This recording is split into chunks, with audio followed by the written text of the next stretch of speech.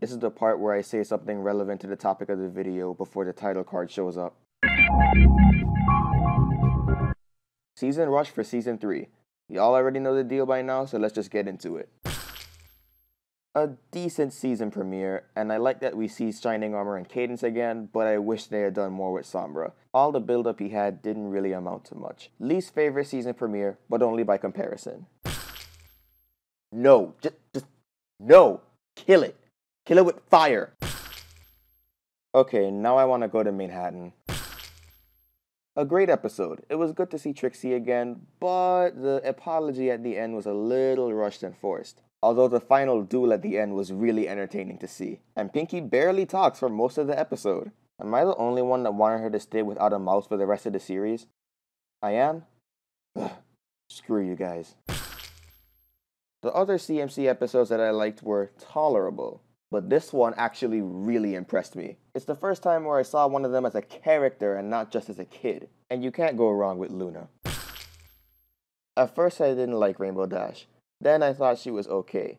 But this episode made me legitimately like her. The fact that she was willing to give up her dream because she wasn't achieving it in a way that she felt was right showed a real sense of integrity that I haven't seen in Rainbow Dash before. And I gotta give respect for that. AJ finally gets her own song. And while country music is my least favorite genre, this song was on point. My one issue with it is that they kinda overdo Applejack here. You could argue that she was only acting this way because she wanted to prove herself to her family, which is a believable concept for Applejack, but I think they overdid it just a little bit. If they dialed it back down, it would have been a little bit better. But look, baby Applejack! I was more forgiving of this episode than most people were because of Applejack, but this episode was a little bit iffy to me. My biggest concern is that Spike's mess-ups would have been more believable if he actually messed up at stuff that he wasn't good at. And they had an opportunity to do that because he was totally out of his element. He was at a farm, not a library. Even so, it didn't really kill the episode for me, and I still found some enjoyment out of it. Discord being reformed and thus becoming a recurring supporting character. You had my curiosity, and now you have my attention. Meh. It was nice to see the Crystal Empire again. And having Cadence show Twilight how to calmly handle a situation was some nice subtle foreshadowing for what's to come. If only the toy ads didn't spoil it for us. I liked this episode and I liked the music, but the pacing was a little too uneven for me. Once we got past the whole cutie mark mystery, we just rushed through the whole princess thing, which would have been a nice surprise if Hasbro kept their mouth shut. Then again, with the way they wanted to pull this off, the story would have been too long for a 30-minute episode and too short for a 60-minute episode, so I guess the 30-minute episode is the lesser of the two evils.